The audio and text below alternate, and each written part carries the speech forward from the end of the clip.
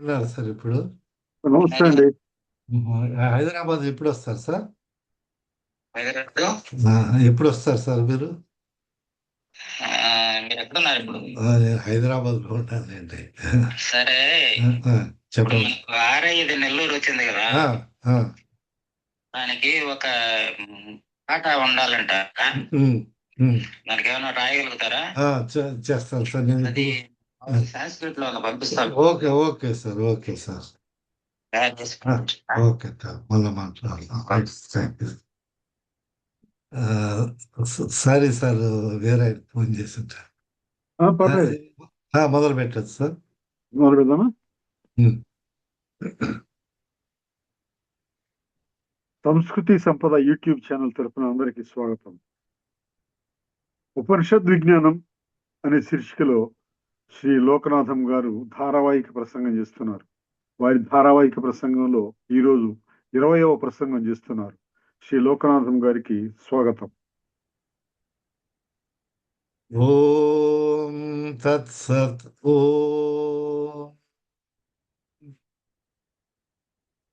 ఓం గురవే సర్వలోకానాం విషజే భవరోగిణాం నిధయే సర్వవిద్యానాం దక్షిణామూర్తయే నమః. ఓం సర్వగురుభ్యో నమః.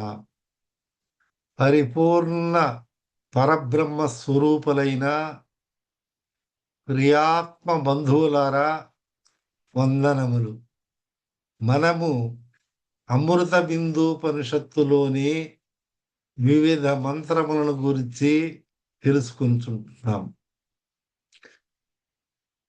సర్వభూతముల యందు ఉండడి పరమాత్మ ఒకడేననియు,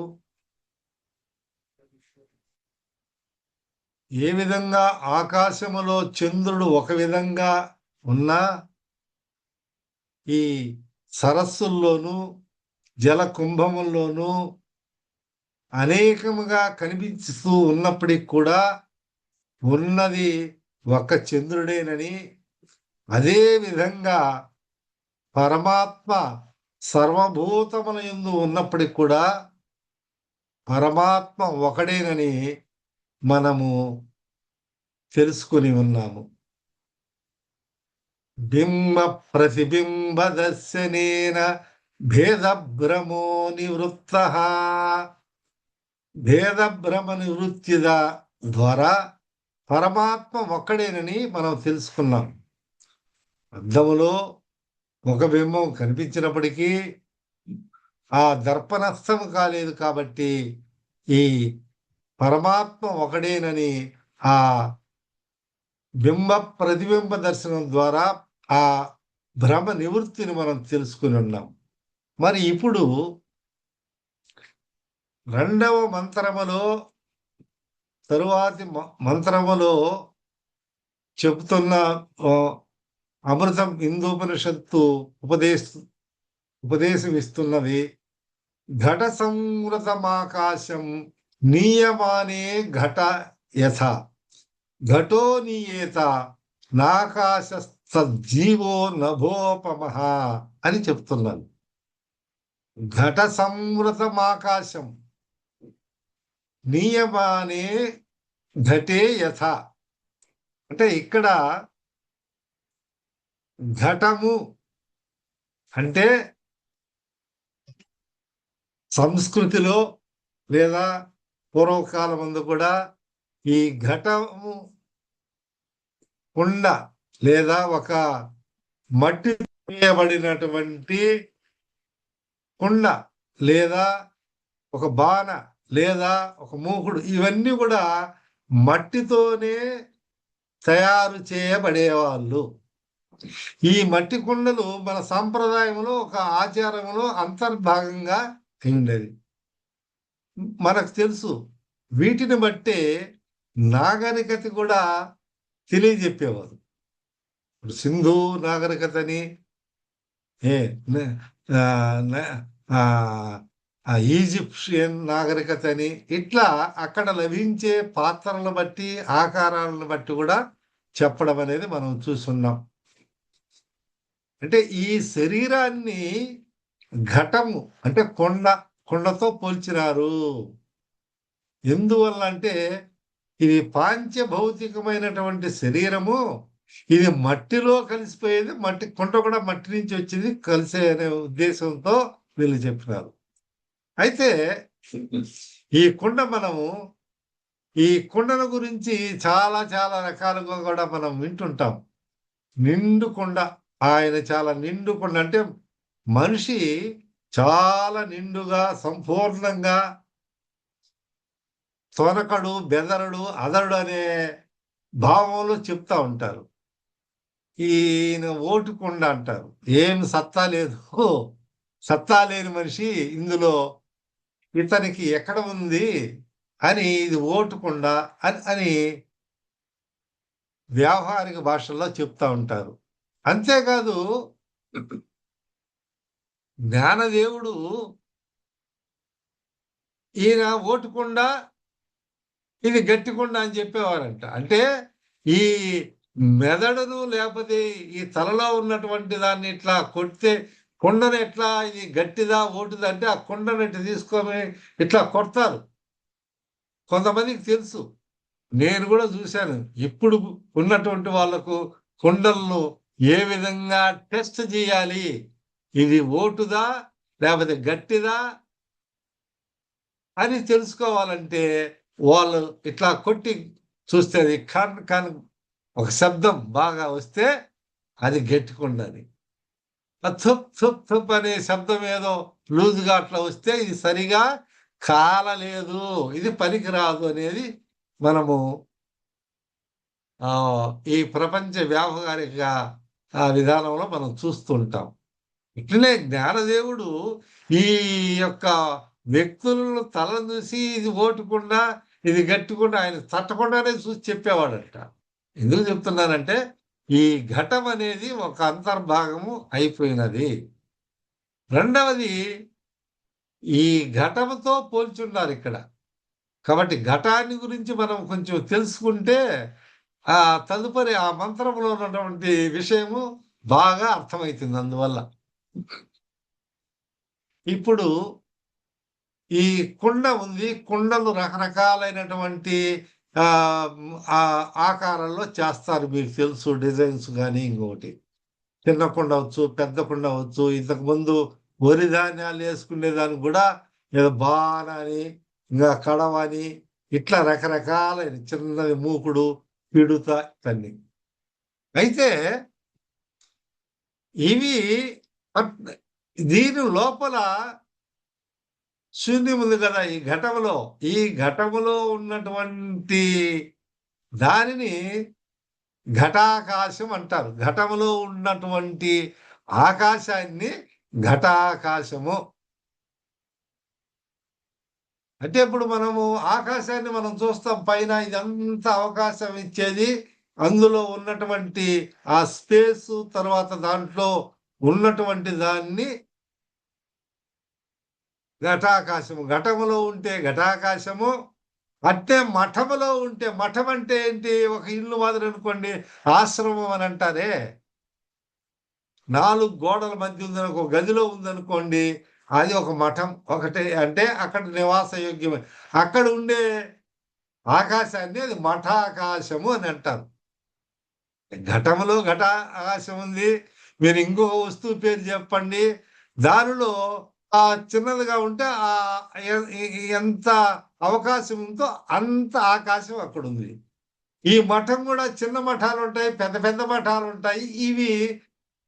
ఈ భేదాలు ఉంటాయి. దాంట్లో ఉన్నటువంటి దాన్ని మఠాకాశము. ఇప్పుడు అంతా మొత్తము మనకు కనిపించే ఆకాశం అంతా, దానికి ఏమైనా అంతుందా? ఇంత ఉందని మనం ఏమన్నా చెప్పగలమా? అందుకని దీన్ని మహాకాశము. దీని పేరు మహాకాశం. ఈ మహాకాశానికి, ఈ ఘటాకాశానికి, శరీరానికి, జీవునికి ఇక్కడ పోల్చుతూ చెప్తున్నారన్నమాట ఈ మంత్రములో. అందుకని మనము ఉదాహరణ పూర్వకంగా మనం తెలుసుకున్నట్లయితే బాగా అర్థమవుతుందనే ఉద్దేశంతో నేను ముందు ఈ 2 వాక్యాలు చెప్పాను. ఘటములోని ఆకాశం చూస్తే ఆ ఘటము తీసుకొని పోతా ఉంటే ఇది కూడా పోయినట్లే ఉంటుంది. అట్లనే జీవుడు ఉన్నాడు కదా, ఈ శరీరము కదులుతా ఒక చోట నుంచి మనం ఇంకో చోటుకు పోతూ ఉంటే దీనిలో ఉన్నటువంటి జీవుడు పరమాత్మ కూడా పోతున్నట్టు కనిపిస్తుంది. అది కాదు అని ఇక్కడ మనకు తెలియజేస్తున్నారు. అది ఎట్లా? ఘట సంవృతం ఆకాశం, ఆకాశము ఘటమైనది, ఘటముచే ఆవరించబడినది. ఈ ఘటం లోపలంటే ఈ ఆకాశము ఆ ఘటం లోపల కూడా ఉంది. అంటే అక్కడ మనం ఇప్పుడు నీళ్లు నిండుతుంది, నీళ్లు పోయినప్పుడు ఆ ఖాళీ కుండలో ఏముంది అంటే ఆ ఖాళీ కుండలో ఉన్నటువంటి దానినే ఘటాకాశము, అది ఘటాకాశం.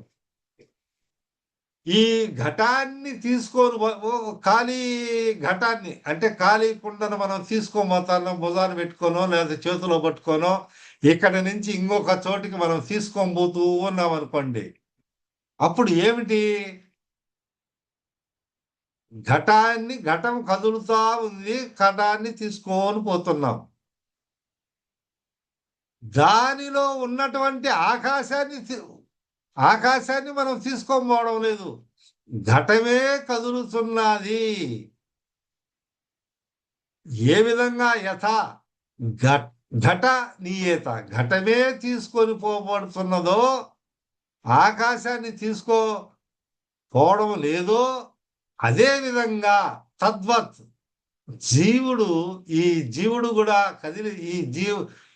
శరీరం కదిలినప్పుడు ఈ జీవుడు నభోపమః, ఆకాశం నభ ఉపమః, ఆ ఆకాశం మాదిరే ఇతనిని మనం ఒక చోట నుంచి ఇంకో చోటకి తీసుకొని పోవడం లేదు.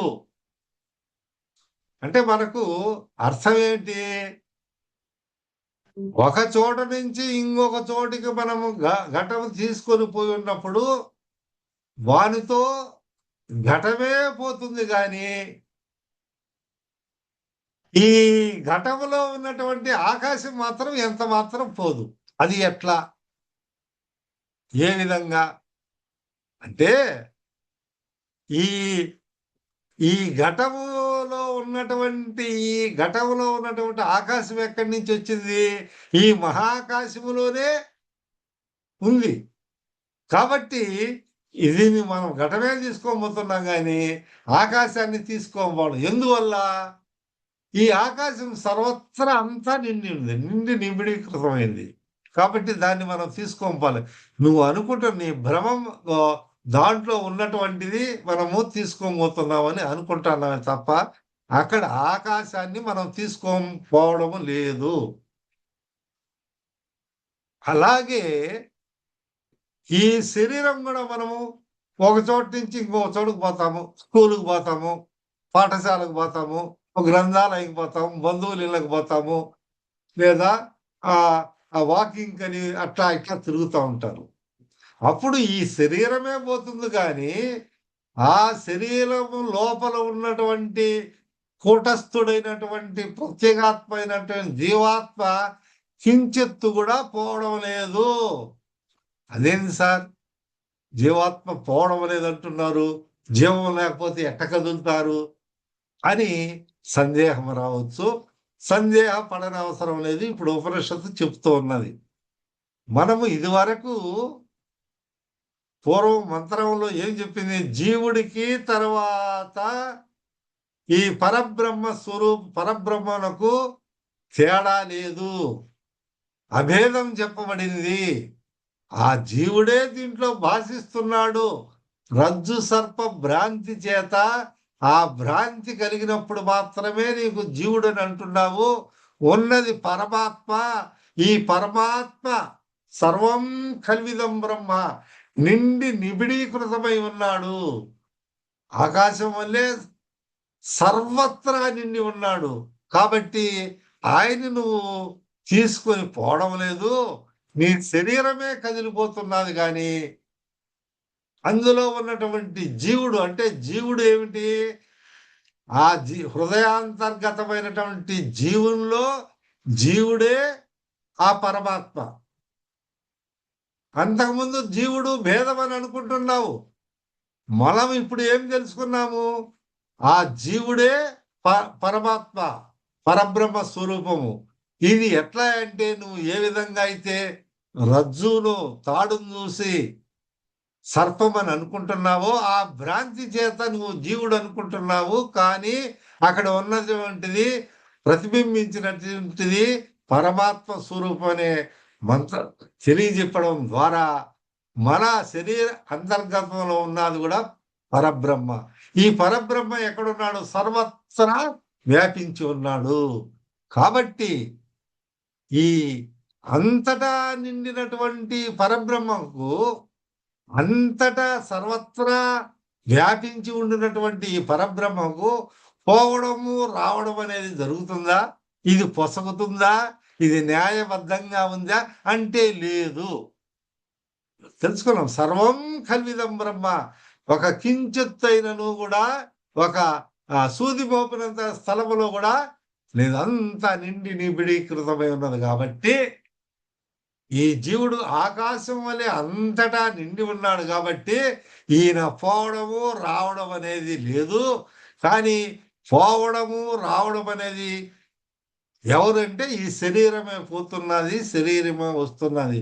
ఏ విధంగా అంటే ఆ ఘటము, ఆ ఘటాన్ని ఒక వ్యక్తి తీసుకొని పోతా ఉంటే ఎట్లా ఒక ప్రదేశం నుంచి ఇంకొక ప్రదేశానికి పోతున్నదో అందులో ఉన్నటువంటి మహాకాశము నువ్వు ఎక్కడికి పోయినా ఆకాశం ఉంది అనేది మనం తీసుకోకపోవడం లేదు. అందులోనే ఆ ఆకాశంలోనే ఆ ఘటాకాశం అనేది కూడా ఆ మహాకాశములో అంతర్భాగమే. బాగా ఆలోచించండి. ఈ ఘటంలో పోతే ఘటాకాశము అన్ను మనము ఆ ఉపాధిలో లేకపోతే వస్తువును బట్టి అది ఘటాకాశం అంటున్నాము.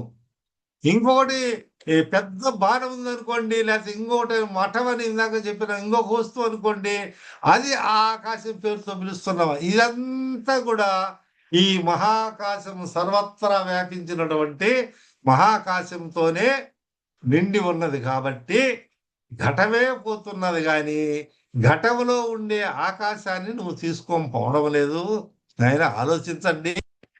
అదే విధంగా తద్వత్ ఈ జీవుడు కూడా నభోపం అంటే ఆకాశం వలె ఉన్నాడు.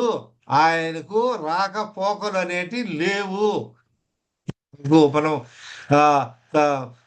అనంతం నిర్వికల్పం అని మనం చెప్పుకున్నాం కదా ఇది వరకు.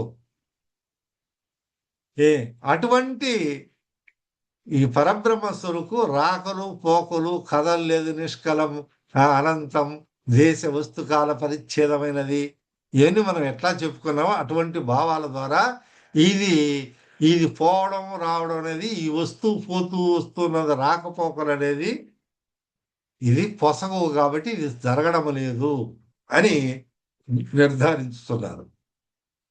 అంతేకాదు తత్ సృష్ట్వా తదేవానుప్రావిశత్. పరమాత్మ ఈ స్థావర జంగమ రూపమగు ఈ ప్రపంచాన్నంతా సృష్టించి ఆయా స్థావర జంగములందు అయిన శరీరములందు జీవరూపమున ప్రవేశించి ఉన్నాడు. అనగా ఈ పరమాత్మ స్థావర జంగమం అంటే ఏంటి? స్థావరాలు, ఈ చెట్లు కదలకుండా ఉన్నటువంటి స్థావరాలు. జంగమం అంటే ఒక చోట నుంచి ఇంకొక చోటికి కదిలే జీవులు, మనుషులు, జంతువులు, ఇవన్నీ కూడా ఇవి జంగమములు, కదులుతూ ఉంటాయి. వీటిల్లో అంతా జీవరూపంలో ప్రవేశించి నేను ఉన్నాను. సృష్టి చేసేటప్పుడు నేను సృష్టించిన తర్వాత ఈ విధంగా ప్రవేశించానని వేదములో నిరూపణగా చెప్పింది. కాబట్టి ఇది శాస్త్ర సమ్మతం. అంతేకాకుండా భగవద్గీతలో కూడా ఏమని చెప్పబడింది అంటే క్షేత్రజ్ఞం చాపి మాం విద్ధి సర్వక్షేత్రేషు భారత. ఓ అర్జున, క్షేత్రజ్ఞం చాపి మాం విద్ధి సర్వక్షేత్రములు. ఇందాక మనం ఎట్లా అనుకున్నామో స్థావర జంగమైనటువంటి ఈ శరీరాలని సర్వక్షేత్రాలు అంటే శరీరాలన్నీ క్షేత్రము, అందులో ఉన్నటువంటి నేను క్షేత్రజ్ఞుణ్ణి. నేను దాంట్లో ఈ జీవరూపంలో ఉండి నేను క్షేత్రజ్ఞని తెలుసుకుని మనకు త్రయోదశ అధ్యాయంలో భగవద్గీతలో కూడా భగవంతుడు మనకు సెలవు ఇచ్చి ఉన్నారు. కాబట్టి నీవు క్షేత్రజ్ఞుడివి, కాబట్టి నేను ఆ క్షేత్రజ్ఞుడిని, నేను పరబ్రహ్మ స్వరూపమైనటువంటి నేనే అందులో ఉన్నానని తెలియజెప్పినారు. కాబట్టి ఈ విధంగా ఆలోచించినట్లయితే పరబ్రహ్మ స్వరూపం అంతా ఉంది. కాబట్టి శరీరమే ఈ కదులుతున్నది, కానీ ఈ పరబ్రహ్మ అంతటా నిండి నిబిడీకృతమైనటువంటి పరబ్రహ్మ కదలడం లేదు, అచలం అని మనం గ్రహించాలి. అంటే అంతఃకరణోపహితమైనటువంటి చైతన్య రూపమగు పరమాత్మ ఎందే ఈ ప్రత్యేగాత్మత్వ రూపము జీవత్వము కల్పితమై ఉన్నది. అంటే ఈ జీవత్వం అనేది కల్పించబడినది, వస్తుతః లేదు. నువ్వు అనుకుంటున్నావు ఆ సింహపిల్ల ఎట్లా ఆ గొర్రెల్లో ఉండి మళ్ళా తరువాత దానికి బింబాన్ని చూపించినప్పుడు సింహం అని తెలుసుకున్నాదో, అట్లా ఈ కల్పితమైనటువంటిది కానీ వేరుగా పరమాత్మయే ప్రత్యేగాత్మ అయినది, అదే జీవాత్మ, రెండిటికి అభేదము. నువ్వు భ్రమించినప్పుడు జీవాత్మ అనుకుంటావు, కానీ ఉన్నది వాస్తవంగా వేరుగా ప్రత్యేగాత్మ అయిన జీవాత్మే. రెండు ఎట్లనగా సర్వవ్యాపకమగు మహాకాశమునందే ఘటాకాశత్వము ఆరోపితమై ఉన్నది. మహాకాశము కంటే ఈ ఘటాకాశం భిన్నంగా ఉందా? ఘటాన్ని పగలగొట్టారనుకోండి, అది పగిలిపోయింది అనుకోండి, ఆ ఆకాశం ఎక్కడికి పోయింది? మహాకాశమైంది. ఘటం ఉత్పత్తి కాలేదనుకోండి, ఘటాన్నే ఇంకా పుట్టించలేదనుకోండి, కుమ్మవారుడు చేయలేదనుకున్నప్పుడు ఆ ఆకాశం ఎక్కడ ఉన్నది అంటే మహాకాశములోని అంతర్భాగమేను. అదే విధానంగా ఈ పరమాత్మ లో అంతర్భాగమేను ఈ జీవాత్మ కూడా. కాబట్టి ఘటం పోయిన స్థలము నుండి మహాకాశాన్నే ఘటాకాశం అని వ్యవహరించబడుతున్నది. అర్థమైంది కదా? ఘటాకాశం అంటే అది వేరే, మనము అర్థమయ్యేదానికి, మనం తెలుసుకునేదానికి దానికి ఒక పేరు పెట్టుకున్నాం. ఈయన ఎల్లయ్య, ఈయన సుబ్బయ్య, ఈయన రామయ్య అని పిలిచినప్పుడు అది వచ్చినట్లు, వాళ్ళు వచ్చినట్లు ఇది ఘటాకాశం అన్నాం, అది మఠాకాశం అన్నాం. ఈ ఘటాకాశము మఠాకాశము ఇల్లు లేకపోతే ఇంకొకటో కూలిపోయిన తర్వాత ఇల్లు లేకపోయినప్పుడు ఇదంతా ఏంది? మహాకాశము. మహాకాశము కాబట్టి సర్వత్రా ఉంది. కాబట్టి ఈ శరీరము స్థలాంతరానికి ఒక చోటు నుంచి ఇంకొక చోటికి పోయినప్పటికీ ఆ శరీరం ఎచ్చటెచ్చటికి వెళ్ళునో అచ్చటచ్చట ఉండేటువంటి పరమాత్మయే జీవాత్మగా తోచును. అర్థమైందా? ఈ శరీరము ఒక చోట నుంచి ఇంకొక ఊరికి పోతున్నది. అక్కడే పోయినప్పుడు అక్కడ పరమాత్మ అన్ని చోట్ల ఉన్నాడు కదా, అంతా నిన్ను ఉన్నారు. కాబట్టి అక్కడ ఉండే పరమాత్మయే జీవాత్మగా తోచబడుతుంది, పిలవబడుతున్నది. ఈ అభిప్రాయం చేత శృతి ఘట ధర్మములు ఘటాకాశమునకును ఏమి ఈ యొక్క ఘట ధర్మములు ఘటాకాశమునకు ప్రత్యేగాత్మయకు జీవాత్మకును శరీర ధర్మములైన గమనాగమనులు అంటే పోవడం రావడము లేవనే నిషేధించమైనది. కాబట్టి మనకు అర్థమైనది ఏమిటంటే ఘటాకాశము మఠాకాశము ఇవన్నీ కూడా, ఈ ఘటాకాశము మఠాకాశం ఇవన్నీ కూడా చిన్న చిన్న ఆకాశాలు, ఎన్ని మహాకాశములో అంతర్భాగములైపోయి ఉన్నాయి. అంతర్భాగం వేరేగా లేవు, మహాకాశంలోనే ఉన్నాయి. అలాగే ఈ సర్వవ్యాపకమైనటువంటి అనంతమైనటువంటి చైతన్య స్వరూపమైనటువంటి ఈ పరబ్రహ్మలోనే ఈ ఈ శరీరం ఒక చోట నుంచి ఇంకొక చోటికి పోయినప్పటికి కూడా ఆ జీవాత్మ అక్కడ ఉండే అభేదం చెప్పిరాదు కాబట్టి అక్కడ ఉన్నటువంటి పరమాత్మ రెండు ఒకటేను అని శృతి తెలియజేయబడుతుంది. అంటే మనకు అందరికీ తెలిసినటువంటి ఉపమానాలు ఉదాహరణలు తీసుకొని ఘటము ఈ కాలంలో అంటే వేరే అన్ని రకరకాలైనటువంటి పాత్రలు స్టీలు అవన్నీ వచ్చినాయి. పూర్వకాలంలో ఇవన్నీ లేవు, అన్ని మట్టి పాత్రలు. ఆ మంచి చాలా శుచి శుభ్రతగా ఉండేది. ఇప్పుడు కూడా కొన్ని చోట్ల బీహార్ రైల్వే స్టేషన్లో టీ కూడా ఈ మట్టితో చేసి ఇచ్చేదనే పద్ధతి ఉంది కొన్ని కొన్ని చోట్ల. కానీ సనాతనంగా ఇప్పుడు అందరికీ అర్థమయ్యేది పూర్వకాలం నుంచి ఇప్పుడు ఉండే వాళ్ళకు కూడా అర్థమయ్యేదానికి ఈ ఘటం అనేదాన్ని వేదాంతములో ఉదాహరణగా తీసుకొనబడి ఉన్నది. రెండోది అంతేకాకుండా ఈ శరీరాన్ని ఈ ఘటము ఇది మొండి ఘటం అంటారు కొంతమంది. ఈయన చెప్తే వినేవాడు కాదు, ఈయనకి ఎంత చెప్పినా మొండి ఘటం అంటారు. అంటే ఈ ఘటాన్ని శరీరాన్ని పోల్చడం అనేది మన వాళ్లకు ఆ వేదాంతం కూడా అగ్గి ఉన్నది మొట్టమొదటి నుంచి. ఇప్పుడు మధ్యకాలంలో కొంతమందికి తెలియలేదేమో కానీ ఇవన్నీ ఈ విషయాలన్నీ కూడా అంతర్భూతమై మన సంస్కృతి సంపద అది కొనసాగుతా ఉంది. కానీ ఇప్పుడు కూడా ఈ తరం వాళ్ళకు మనము ఈ ఘటాన్ని కూడా ఇప్పుడు మళ్ళా కొంతమంది ఇళ్లలో పెట్టుకోవడము, ఆ కూజాలో ఆ నీళ్లు తాగితే చాలా మంచిది, ఫ్రిడ్జ్లు అవసరం లేదని కొంతమంది చెప్తా ఉంటారు.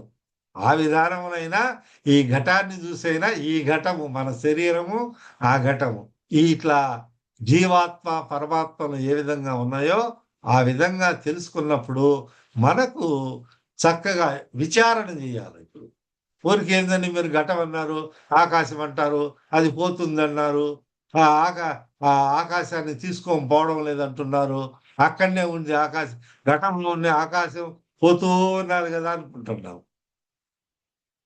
ఆ ఘటమే లేకపోతే ఉండేది ఒకే ఆకాశం అంటే దాన్ని ఎక్కడి నుంచి ఎక్కడికి మొత్తం ఎత్తుకోమలేము. నువ్వు తీసుకోపోయినది ఒక ఘటాన్నే అంటే కుండనే.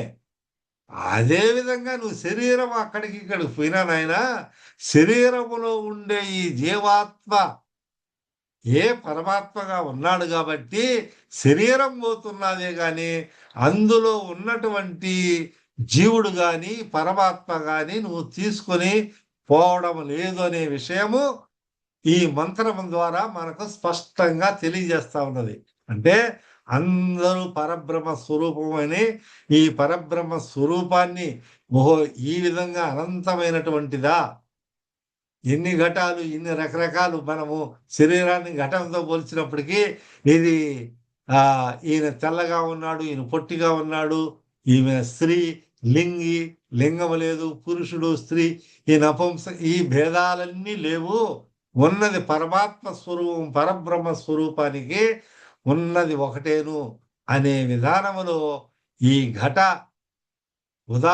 ఘటాన్ని ఉదాహరణగా తీసుకొని అమృత బిందూపనిషత్తులో ఈ విధమైనటువంటి వ్యాఖ్యానము మనకు ఉపనిషత్తు మాత బోధించినది. మళ్ళా తర్వాత ఘటమును గురించి తరువాత కూడా మనం తెలుసుకునేది ఉంది.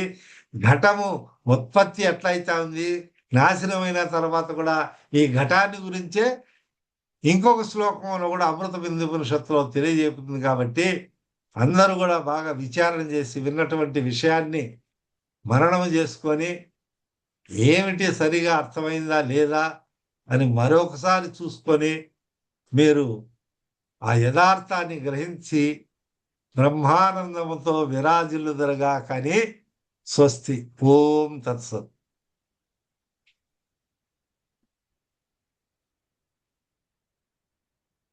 ఉపనిషద్ విజ్ఞానము అనే శీర్షికతో ధారావాహిక ప్రసంగం చేసిన లోకనాథం గారికి ధన్యవాదాలు. ధన్యవాదాలు సార్. రేపు ఈ టైంలోనా సార్? మీకే పని లేదు, ఈ టైం పెట్టచ్చుగా. పెట్టు సార్.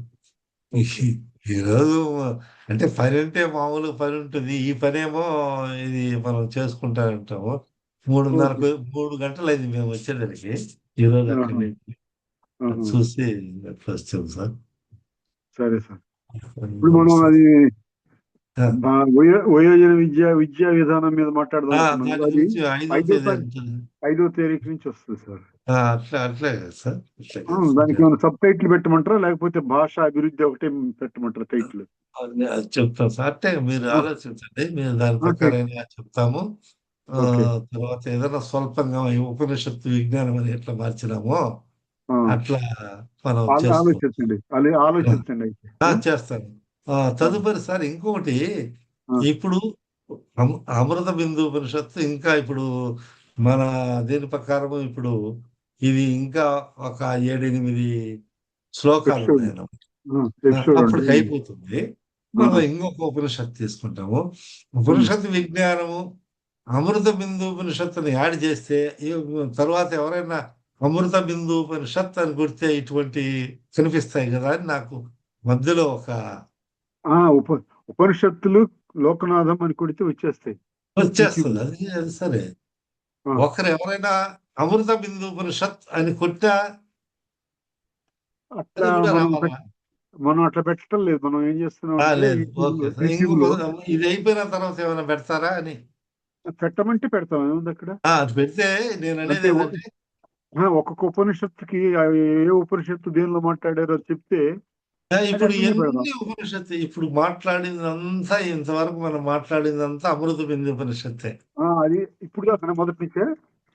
మొట్టమొదటి నుంచి. అంటే మొట్టమొదట్లో ఇంట్రడక్షన్ ఇచ్చాము అంతవరకే. సరే, ఇప్పుడు మీరు ఎప్పటి నుంచి పెట్టమంటారంటే అప్పటి నుంచి పెడదాం, ఏముంది అక్కడ. అది కాదు. నేను ఇప్పుడు అనుకునేది ఏంటంటే, ఇప్పుడు ఇప్పుడు మార్చొచ్చు, టైటిల్ ఇప్పుడు కూడా మార్చొచ్చు. అట్లా ఉపనిషత్తు విజ్ఞానము అమృత బిందు ఉపనిషత్తు. అంతే వాళ్ళు అంతే ఒకరు పెడదాం. అమృత బిందు ఉపనిషత్తు అని కొట్టా కూడా ఇది వస్తుంది అనే ఉద్దేశం. అంటే ఇప్పుడు అది పూర్తిగా అయిపోయిన తర్వాత మారుద్దామా, లేకపోతే రేపు నుంచి మారుద్దామా? ఆ, ఎట్లయినా ఉంటుంది సార్. అమృత బిందోపనిషత్తు పూర్తిగా అయిపోయిన తర్వాత అన్ని ఒకేసారి మారుద్దాము. అట్లే సార్. నెక్స్ట్ ఏం చేద్దామంటే బిగినింగ్ నుంచి అదే ఏ అదే పెడతాం. ఉపనిషత్తు పెడతారో ఆ అదే అదే ఉపనిషత్తు పేరు అట్లా పెడదాం. పెడతాను. నేను ఆ, అనుకున్నా, ఎందుకంటే చాలా ఉపనిషత్తులు ఉన్నాయి కదా, వాళ్ళకు ఒకరికి ఒక ఉపనిషత్తు కావాలా, అప్పుడు ఆ ఉపనిషత్తు లేక అతను పోక్ చేస్తాడు అని. అదే అదే మనం వచ్చే వచ్చే ఉపనిషత్తులు ఏం చేద్దామంటే దాని పేరు పెడదాం. పేరు పెడదాం. బిగినింగ్ నుంచి అది క్లోజ్ అయ్యేంత వరకు దాని పేరుతోటి వస్తుంది. ఆ, ఎందుకంటే ఉపనిషత్ మనము విజ్ఞానము, ఆ, ఉపనిషత్ విజ్ఞానము, పేరు అమృతోపనిషత్తు అని ఉపనిషత్తు వస్తుంది. అంతే. గుర్తు ఇంకా ఉంటుందని నేను అది సరే, కలిగింది. పెట్టొచ్చు, లేదు అట్లా పెడితే ఆ, ఇంకో ఆ, క్లారిటీ ఉంటుంది. సార్. చూసుకునే వాళ్ళు, విడివిడిగా చూసుకునే వాళ్ళు చూసుకుంటారు కదా. అవును సార్. ఒక ఆ, చిన్న చెప్పండి సార్. నేను ఆ, నా మీద ఒక సాహిత్యం మీద ఆ, ఎంఫిల్ పీహెచ్డీ. వేమన యూనివర్సిటీలో ఒక సెమినార్ ఎంఫిల్. మాదిరి అనుకోండి. అది నెల నెలా సదస్సు అని అంటారు. ఆ, అది జరిగినది ఇది వరకు. ఓహోహో. జరిగితే దాని మీద ప్రొఫెసర్ మూల మల్లికార్జున్ అంటే ఆయన మాట్లాడాడు. ఆ, అది ఒక గంట, ఒక 1.5 గంటది నా దగ్గర వీడియో ఉంది. ఆ, ఆ వీడియోలో ఇప్పుడు మనం ఆన్ చేసామనుకోండి, ఆ, మధ్యలో కొంచెం ఏదో ఫోటోలు అడ్డం వచ్చేటివి ఉంటాయి చూడండి. ఎడిట్ ఆ, చేయలే. ఆ. అది నేను చేసుకోవాలంటే ఎట్లా, మీ సలహా గాని అది పంపిస్తే ఏమన్నా అయితుందా? నాకు మీరు వాట్సాప్ ద్వారా పంపండి. పంపుతాను సార్. నేను మా అబ్బాయిని అడిగి చెప్తాను. అదే. అంటే ఎందుకంటే ఏ ఎడిటింగ్ అంతా లోపల ఆయన బాగుంది. చూసుకుంటాడు. పైన మొట్టమొదట్లో కొంచెం ఎవరన్నా అడ్డం వచ్చినప్పుడు ఉమ్, అట్లా కొంచెం ఫస్ట్ మనం చూపించినప్పుడేమో ఆ, అది అవి ఎడిట్ చేయాలి, అవి చేయాలా? సింపుల్ గానే, వీడియో కెమెరా అంటే ద్వారా 2, తీసినాయి 3 కదా. చోట్ల అట్లా. ఆ! అట్లా అట్లా కాదు. వీడియో ఆ! కెమెరా ద్వారా తీసినేనా? వీడియో అది camera. Video recording. Video video recording. Camera అంటే వీడియో చేయొచ్చండి. రికార్డింగ్ విత్ అది యాక్చువల్‌గా చేసింది ఈ ఐఫోన్ ద్వారానే చేసినారు. అంటే ఆహా, అంటే వీడియో. ఎట్లయితే హ్మ్. అంటే పంపిస్తారు, కెనడా కాదు, చూడండి యూకే కాదు. అయితే ఇది. లేకపోతే నే- నేను కూడా మీరు వీడియో తెలుసుకోవాలా కెమెరాతో ఎక్కడ చేశారా అంటున్నాను నేను అడిగేది. సార్. నేను చెప్తాను మా అబ్బాయిని కనుక్కొని చెప్తాను. అలాగే అలాగే ఏమో ఏమో మా అంటే మా అబ్బాయిని కనుక్కొని చెప్తాను. కంపల్సరీ అంతే సార్, నేను పంపించమంటాను. పంపండి. నేను మా అబ్బాయిని పంపాను, ఐఫోన్ తో వీలైతే చేశానంటున్నారు. చేస్తాను, లేకపోతే ఏమి లేదు. లేదా ఇదో పలానా చోటుకు పోండి అని మన అబ్బాయి సలహా ఇచ్చినా అట్లా నేను మీ పలాని లేదా ల్యాబ్కో ఎక్కడో తెలుసుకునేదట అట్లా కూడా నాకు సరే, ఏం పర్వాలేదు. సరే అండి, నేను కనుక్కొని ఓకే చెప్తాను. Sir, thank you sir.